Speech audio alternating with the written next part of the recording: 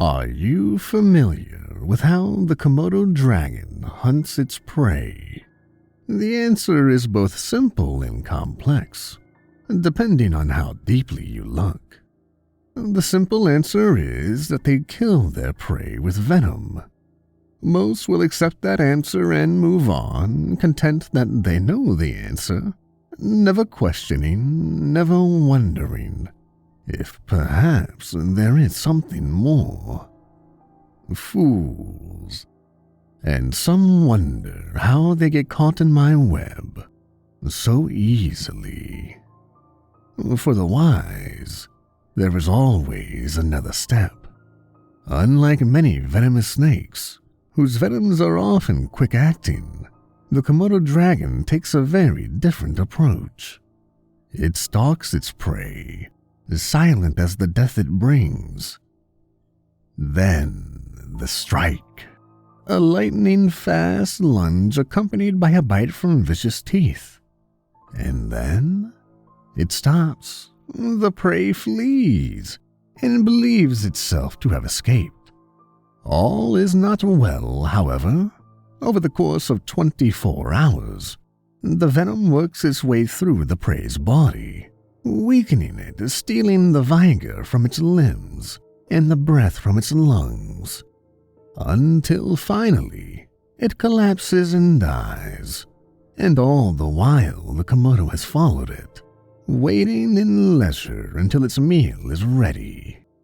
I am like the Komodo. I give you what you want, and then you go. You leave and believe yourself to have escaped. But all the while I wait in the shadows, ever watching, always patient, for when your life implodes like a dying star, and then, like the venomous Komodo, I consume my prey. There is no other outcome. None of you has, and none of you will escape me once ensnared. You will take my offerings with glee, certain that you, of all those who have accepted my Faustian bargain, will be fine. That you, out of all those hapless saps, are endowed with the cleverness to defeat me. That is true arrogance, pure foolishness, unadulterated stupidity. You should avoid me at all costs. You should run. You should run and never, ever, ever look back. But you never do what you should. Instead, you let yourself be led by the nose by your pointless wants and meaningless desires, as a mouse is led to its death by a piece of cheese that would last it less than a day. Fear me, for I am the bell that tolls for you. Fear me, for I am the ruination of all that is good. Fear me, for I am despair. This time I was summoned to a very traditional location, an abandoned warehouse. You could tell the summoner had put a lot of effort into this. There were candles laid out in special patterns designed to induce placidity into the demonic. Spells had been cast throughout the room, protective measures to sap the strength of entities besides for the caster. There were even 2 circles, drawn with proper binding runes to hold the summoned creature and force them to obey any contracts placed on them. All of this was, of course, completely useless to one such as me. I did not appear in the circle prepared for me, which was placed opposite my summoner who stood in his circle, clutching a book open to the ritual he had used to bring me here. He stared at me, pale and shaking, as I walked around the room examining the wardings. He was terrified, of course, but there seemed something more here, something I could use. I peeked into his mind, glimpsed into the pitiful thing that was his soul. I saw his goals, his plans, and I chuckled. I saw the cracks of his mind, the fractures, and I laughed. I knew the fate that held him, the doom, and I roared in delight. After withdrawing, I decided to put some more effort into this one. I'm not usually one for the dramatic, but I knew if I handled it just right, I wouldn't have to do a thing to bring the fool to his ruination. The deal went smoothly, for me, that is. I poked him in just the right ways.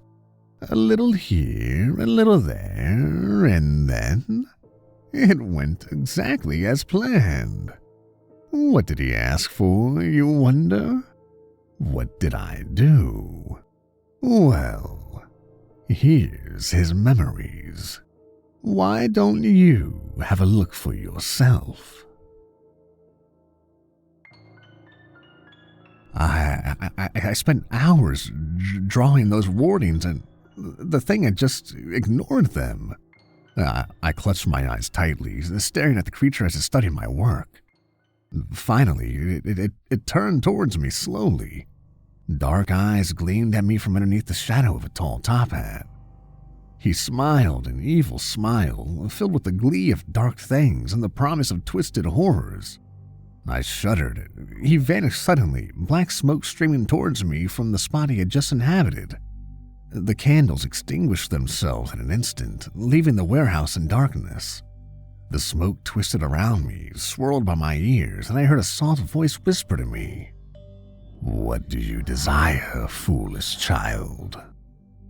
I took a deep breath to steady myself, but it didn't work. I had lost control of the situation as quickly as it had been created. The smoke moved again, swirling out and upward in a tornado of darkness, roaring laughter echoing around me.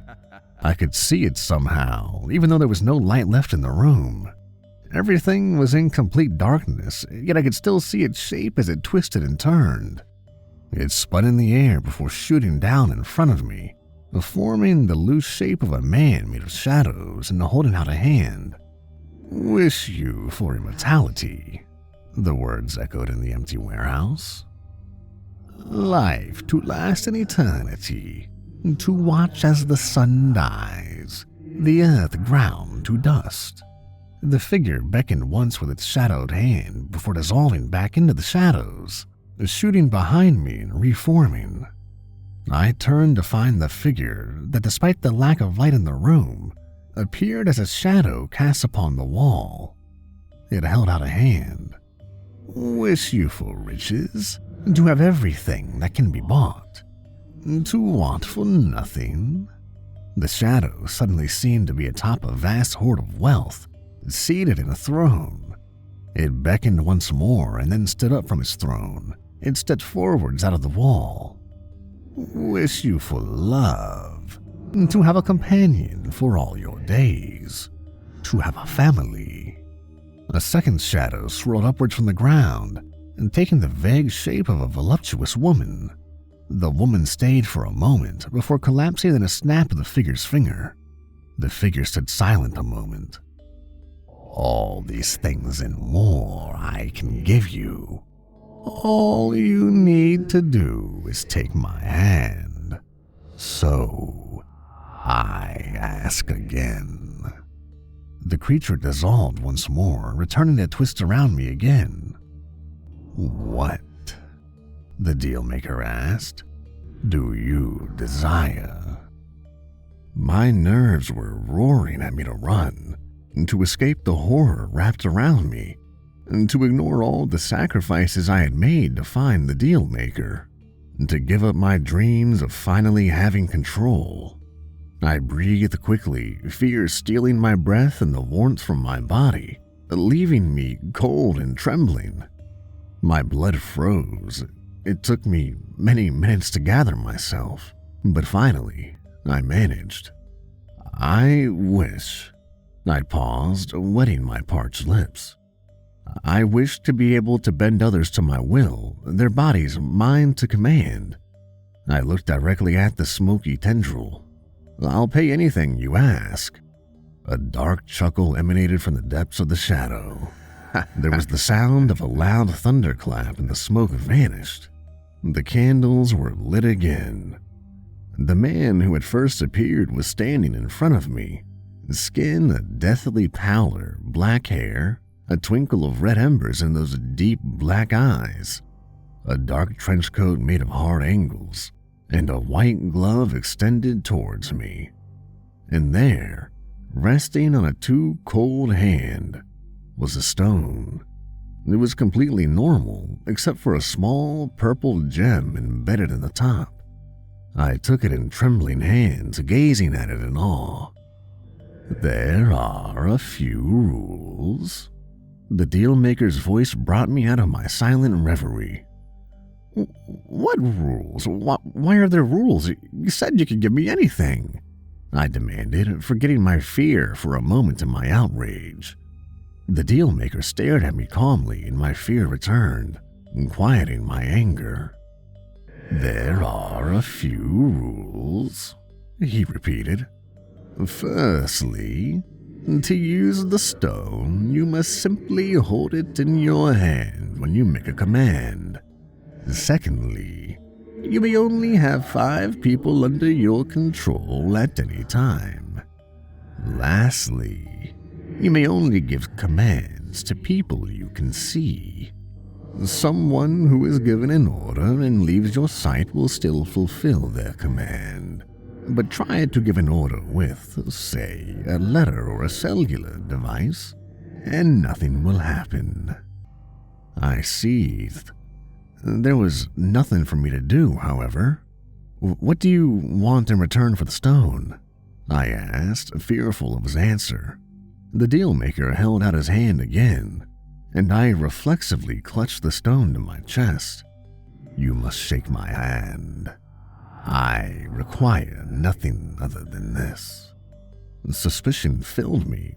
Why does he want me to shake his hand? That's it? That doesn't make any sense. There has to be something more. Something I don't understand. What would shaking his hand do to me? I shook my head mutely. The Dealmaker leaned in close until our noses almost touched. You can shake my hand, he said. His voice was a thin veil of calm over a bubbling rage. I could hear voices coming from that deep anger. They whispered to me promises of terrible things, threats of tortures that made me want to be sick. I felt the blood drain from my face. Or you can give me back the stone. I shook his hand, pushing aside my deep suspicions for the moment. I would not give up my dreams now. The Dealmaker's face was suddenly twisted with a wide, toothy, triumphant grin before fading away, and I immediately regretted shaking his hand. His glee filled me with unease and a powerful feeling that I had just been taken for a ride. I left the warehouse, still shaking slightly. Could I trust the stone? What had been the purpose of the handshake? I felt dread, certain he must have taken something from me. The worst of it was, I had no idea what was missing, if there even was something missing. Perhaps he hadn't taken anything and I had given permission for something else. These thoughts swirled around in my head in circles, twisting and turning and making my fear compound and multiply. My thoughts were broken, however, by the welcome sound of my friends' voices. "Harry, how'd it go in that creepy room of yours?" John shouted. He and Mo were leaning against the car, having a smoke while they waited for me to complete the ritual. I smiled, my fear withdrawing at the sight of them. I closed the distance between us before answering.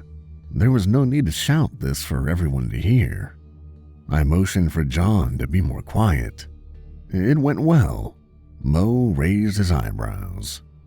"Seen the wee ghosty, have ya?" There was enough sarcasm in his voice to sink a boat. I snorted. "As a matter of fact, Mo, I have. And you shouldn't call him that. He might be listening. My revelation seemed to shock Mo, and he paled a little. Evidently, he hadn't quite believed me. I held up my right hand in a fist before opening it and showing the two of them the stone. They stared at it silently for a moment. John looked up first. "And this little thing will let you..." He hesitated. "Control people, yeah," I grimaced. "But it has annoying limits. We'll have to make do with it. The plan should still work." John and Mo exchanged glances. "Listen, Harry, we've been thinking," Mo began. "Are you sure you want to do this? I mean, your plan, it's ambitious. The whole city? Are you really sure you can do it?" I sighed. We had been over this before, but it didn't surprise me they had brought it up again. It was ambitious. Some would say too much so, but I say they're fools.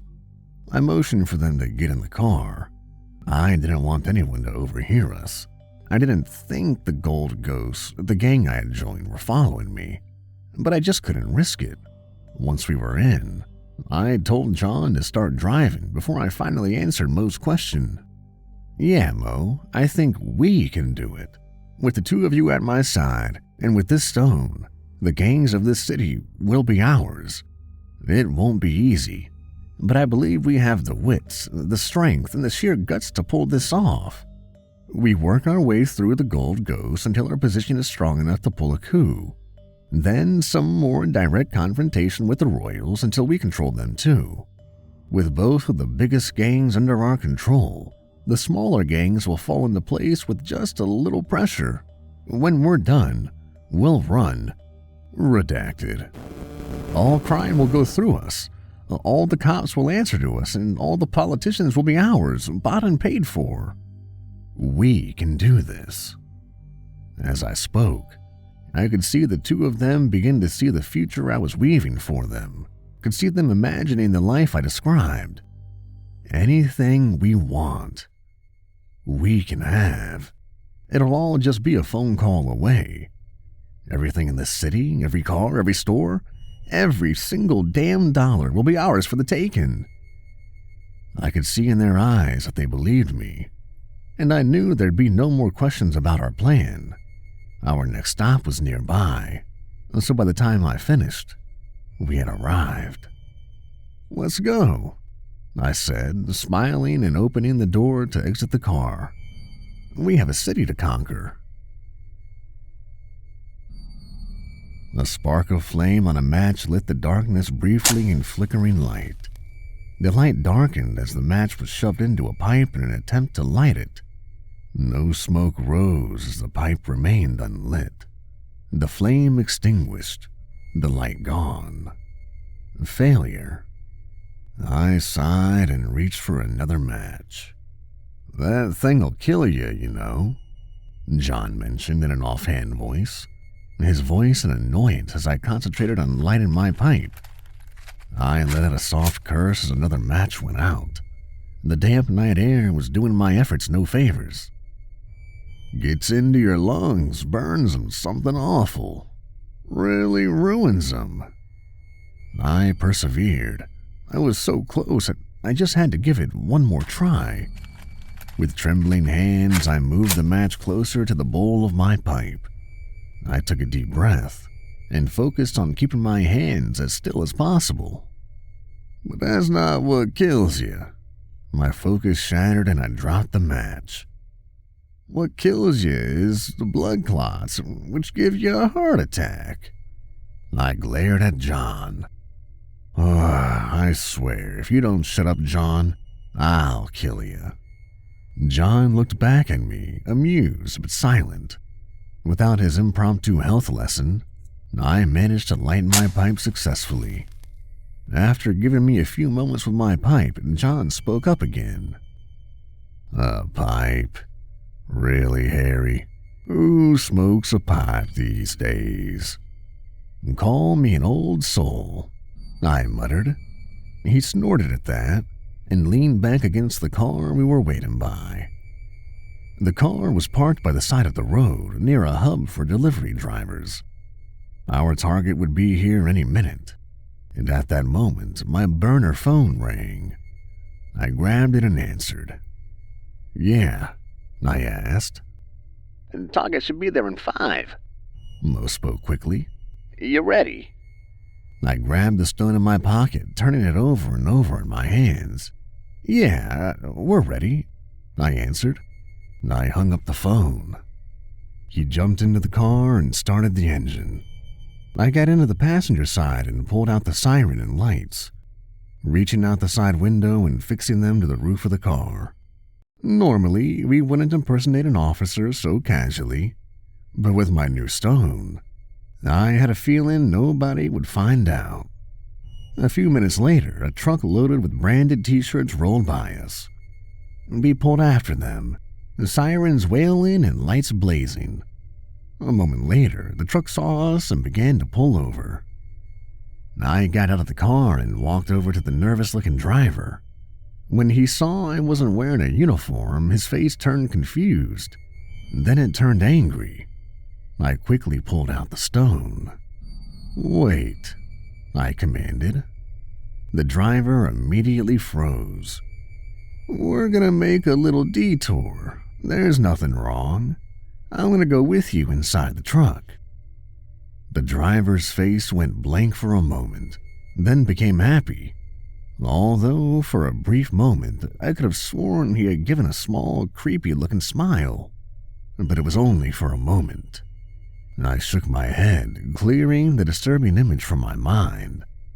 It was late and the lack of sleep was playing tricks on me. I went around the side and got into the truck. After telling the driver where to go, I sat back as he calmly drove to the drop-off point.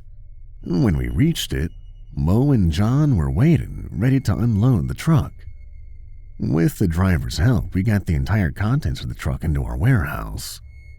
After it was done, I turned back to the driver. "Go back to your route. You will forget everything that happened." Once again, his face turned blank, then calm. And once again, I thought I saw the flash of a smile. It worried me a bit, but I pushed it out of my mind. Probably just the nerves. The whole thing had only taken an hour. It was insane. And we had no tracks to worry about. The driver wouldn't remember a thing. I turned to Mo and John with a smile on my face. We did it. The two were clearly surprised. "I can't believe it," Mo muttered. "It was so easy." "And you're sure there won't be any problems?" John's voice was concerned. "Absolutely." I shook my head a little, barely able to believe it myself.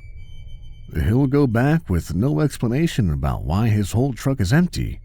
They'll fire him, maybe think he went dirty or just horrifyingly incompetent. Either way, they can't keep him on, so they'll fire him, and in a day or two, I'll wipe the commands." "Won't he tell them once he remembers?" John asked. I shrugged. "Doesn't matter, they won't believe him. Him coming to them with some crazy story with a fake police guy and a guy who could make him do whatever he asked? A few days after he was fired and he had no explanation at the time? Nah, he can say whatever he wants, it doesn't matter. We're clear, boys, done. The job's clean." My report on the job was very well received by my superiors. 3 men taking an entire shipment with no struggles and no trail left a very appealing image of our capabilities to the higher-ups in the Gold Ghosts. Though we were new members, we began to receive more jobs to pull off. With the stone, they were easy to do, and our reputation in the gang continued to rise. We had a perfect record, never a scratch, never any difficulties, and never any trail. And to the gang, we were golden. Eventually, we found ourselves in a meeting with one of the heads of the gang, Jacob Maggio, a crime boss operating under the top man of the Golden Ghost, Charlie Singh. Jacob was Samoan and a giant of a man, 6.5 feet tall with golden tan skin and more muscles than I could count. His stature and musculature led to many underestimating his intelligence, which was useful to him and a fatal mistake to everyone else. At the moment, he sat looking us over as we sat across from him at the desk. After a bit, he spoke, his voice deep and rumbling. "You've done quite well for yourselves at our little group." Thank you," I responded hesitantly. He nodded slowly, deep in thought. "We have a job for you, one that will likely surpass your admirable talents." He held out a stalling hand to prevent me from interrupting.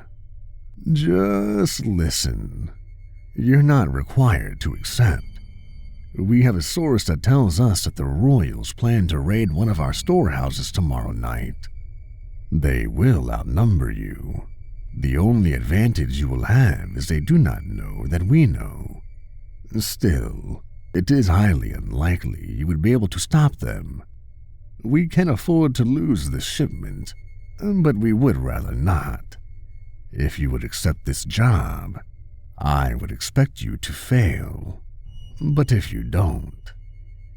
Jacob let the word hang for a moment before giving us a wolfish grin. "Well, that would be quite the accomplishment. Someone who could pull such an operation off would go far in the Golden Ghost. Very far." He paused and let us stew for a moment, considering his words. He had all but given us a promise of a promotion and likely more, and completing this would give us more power in the gang, and just as importantly, respect, both of which would be vital for our plans. After giving us a few minutes, he spoke. "Well, gentlemen, do I have your answer?" I looked up slowly, meeting his eyes and holding them for a moment. Then I let my smile match his. "Oh yeah, we'll do it. See you in a few days." And then he laughed. We decided to set up a few areas which we could use as cover in an attack. We would only need a few moments of protection, then I could use the stone on them and it'd be over. I laughed to myself. This would just be as easy as the truck jobs. As the night progressed, me, John, and Joe ran a few patrols around the warehouse, but we weren't too concerned. After all, there was no way we could mess up. This job and the success that would follow were practically already ours. At around 2 in the morning, the three of us sat around playing cards. I was close to winning, I was sure of it. I was sitting on a straight flush. It was between me and Joe, Mo having already folded. It was the final round, my turn to bet. I stared at John. So far, he had followed my lead, matching me for every bet. Finally, I pushed my remaining money into the large pile in the center. All in. John gave a lazy smile before pushing in his own small pile. I gave a triumphant look, flipping my cards over. "Straight flush," I crowed and reached for the pot. John's hand grabbed my wrist, holding me. I stopped and hesitated. John flipped over his own cards. Mine. I stared before letting out a loud string of curses.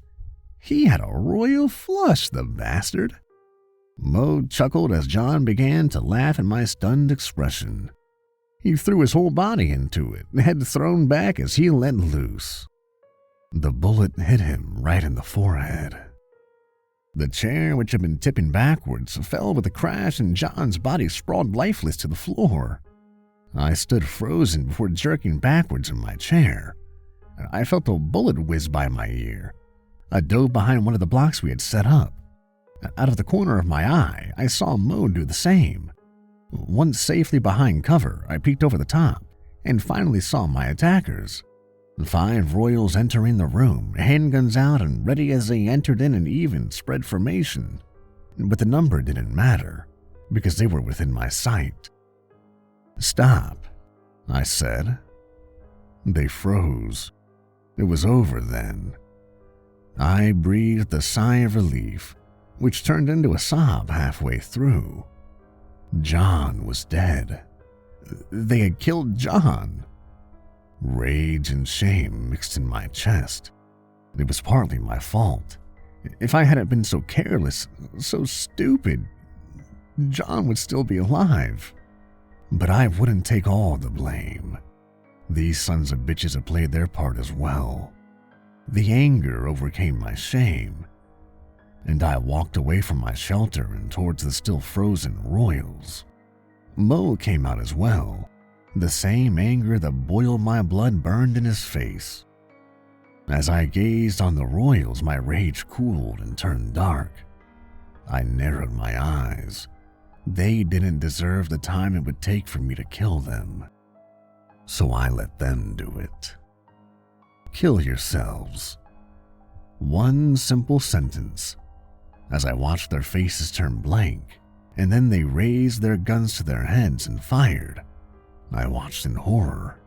Not because of what I had done. They deserved their fate. The horror that gripped me came from what I had seen in their faces right before they died. They all had the same twisted smile, only for a moment before going blank.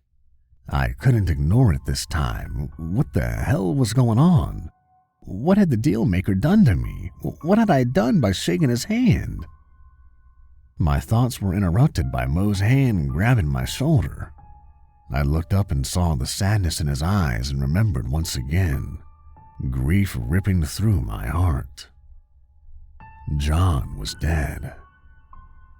I looked into Mo's eyes and took a deep, ragged breath. This ends tonight. Mo shook his head slowly. It's too quick. In order to pull this off, the ghosts need to know that we succeeded. I squeezed my eyes shut. Damn it. He was right. Fine. 1 week. Then we seize control. I let out a sigh. For John. Mo nodded in agreement. For John.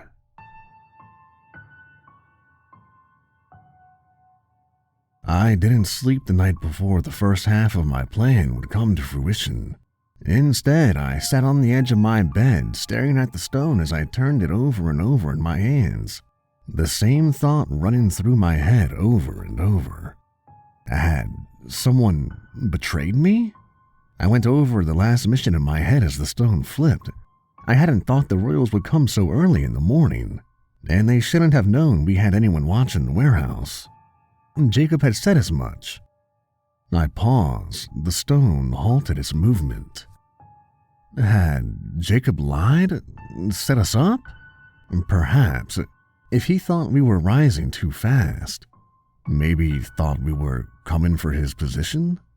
Was it Jacob? Was it the Dealmaker? Was the stone cursed? Is that why he wouldn't accept anything? I clenched my eyes shut as unbidden memories of those horrifying smiles rose in my mind. Their faces slack except for those evil little smiles. Empty, soulless eyes rolling at me. I shuddered. They were another reason for my sleepless nights. Another thought crept in from some dark part of my mind. Some place I didn't recognize as me. Was it Mo? I rejected the thought as soon as it came. Why would he do such a thing? Slowly, the slithering voice came back. He's jealous of you. I frowned. That made no sense. Why would he? Because when you succeed, you will be king, and he will be nothing. The voice whispered. No. I shook my head, trying to rid it of these poisonous thoughts. Mo had been a faithful friend for years. He wouldn't have betrayed me now. Even if he would have never killed John. No, not a chance. I knew whose fault John's death was. It was mine. The stone had made me reckless. Just because the royals didn't know he would be there doesn't mean that they wouldn't have been cautious. No, all these thoughts were just trying to escape the guilt. And trying to escape the grief. My head dropped into my hands. I couldn't believe he was dead. It just didn't seem real. It was always going to be the three of us. Me, John, and Mo at the top. And together. And now we'd have to do it without him. Once again, I cursed myself for being so damn reckless. I hadn't even set a lookout. I was so reliant on the stone. I cursed the day I had gotten it. Why had I been so stupid? There was obviously something wrong with it. Why else wouldn't there have been a price? His name is the Dealmaker, yet if he asked for nothing, how was this a deal? He must get something out of this, but what? Right then, the door banged open and Mo barged in. He looked at me for a long moment before he tossed me my pistol. It's go time. The two of us walked through the office building that served as the headquarters to the Golden Ghosts. Mo filled me in on the situation as we walked. It's the perfect time. Charlie Sing's in there, meeting with a rep for the Royals. Falls right into our plans. I nodded in agreement. The Royals had sent someone likely to offer terms for a truce. They would be underpowered after losing so many full members in one night. A minute later, we turned a corner and saw two ghosts guarding the door to the office of Charlie Sing, mob boss extraordinaire, head of the entire Golden Ghost operation. I smiled. Soon there would be a new name in that spot. I walked right up to two guards who tensed as I approached, my hand in my pocket around the stone. I didn't slow down as I approached. Leave, I commanded as I walked up to the door, forcing myself not looking at their faces to avoid seeing the twisted smile I knew would be there. I knew the element of surprise was vital for this next part, so I allowed no time to pass. As soon as I gave the command, I kicked the door open. There was a moment of silence as three faces turned to me. One was a young kid, presumably the Royals rep. They wouldn't want to send anyone too important in case of an accident. The second was Jacob Maggio, who was there to offer his advice. And lastly, Charlie Sing, a small New Zealander with clever hands and an even more clever mind. All three completely different people. All three with identical expressions of surprise. Once again, I wasted no time. In a single moment, I aimed and fired, putting a bullet between Charlie's eyes. The Royals kid still didn't move, but Jacob was faster. He had a gun in his hands and was halfway towards me when... Stop. My order came out. Sharp and quick, it snapped like a bullwhip, freezing the two members. I looked at the kid for a moment. Go back to the Royals and tell them there's a new leader of the Golden Ghosts, and tell them there will be no peace. He nodded, and I was too slow to turn my head, and I saw that terrible smile once again. It took me a second to recover before I turned to Jacob. I am your new leader. You will support and obey me completely. You will help me smooth out this takeover. He too nodded, and I gritted my teeth as that damn smile flickered over his face. We did it, Mo's soft voice came from behind me. I turned to find him leaning in the doorway, a gentle smile on his face. We did part one, I corrected, but I couldn't prevent the smile that broke over my face. It was crazy to think how far we had come over the last few months, and it was all because of the stone. It had made all of this not only possible, but easy. And yet I still hated it, because even though I was finally close to achieving everything I had set out to do, John wasn't here. I knew it was my own recklessness that killed him, but that recklessness came from the stone. I closed my eyes as the memory of John made even this great victory feel hollow. 3 dead, and another 5 were injured in the latest attack. Jacob's voice was calm, measured, It didn't fit at all with the shit show he was describing. I sat back in my new desk. It had been 2 weeks since my takeover and my war with the Royals. The takeover, with the help of Jacob as well as the respect I had earned by pulling off difficult missions, had gone smoothly. I was the undisputed leader of the Golden Ghost. The war, on the other hand, was not going nearly as well. Most of the difficulty lay in the particulars of how I needed to win. I needed to break them enough for me to take control, but not so much that they were destroyed by a force in redacted. The line was thin, but I needed to walk it perfectly. I sighed. What about the meeting with the Sixthers? I asked tiredly. One of my ideas was to recruit one of the many smaller gangs to perform a hit or two. It was hard to convince any of them to do so, however, as they were generally wary of working for the ghosts of the Royals out of fear of losing their independence. Getting them to perform an actual hit on one of us was damn near impossible, since they would be worried about becoming a target themselves. Somehow I needed to find a way to do so in order to break the current stalemate. Jacob nodded. They want to meet in an hour in their warehouse. I have the location and a driver ready to go. I jumped in my seat. What? That's insane. That gives us basically no time. That is the point, I believe. They don't want us to prepare anything. Small as they are, they want all the advantages, Jacob replied. I sighed again. That made sense. I stood up. All right, let's go then. Jacob led me out the door. I motioned for Mo, who was standing outside the door, to follow as well. Jacob led me to outside to the car waiting. It was a small car, nondescript. It was intended to be ignored. A kid, one of the newer ghosts, seemed to be working on something in the engine. When he saw us, he fiddled with something a little before closing the hood, grabbing a tool bag and leaving. Mo went to the car and opened the door for me. I was still 5 or so feet away. I had stopped walking to watch the kid.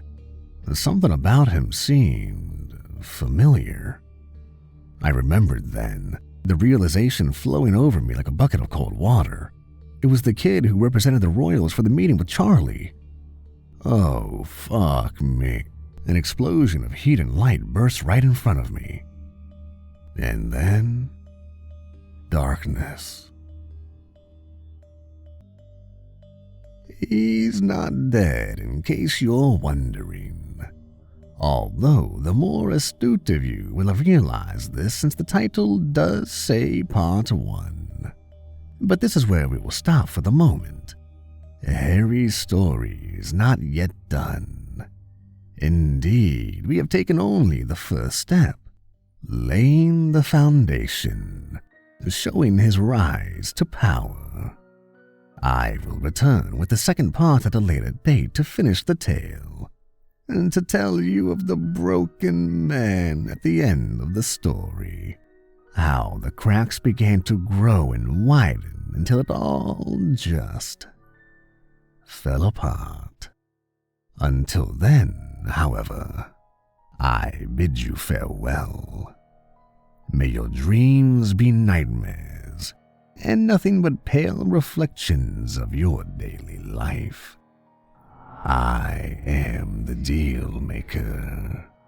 I make deals with people, and if you are very unlucky, I just might make a deal with you too.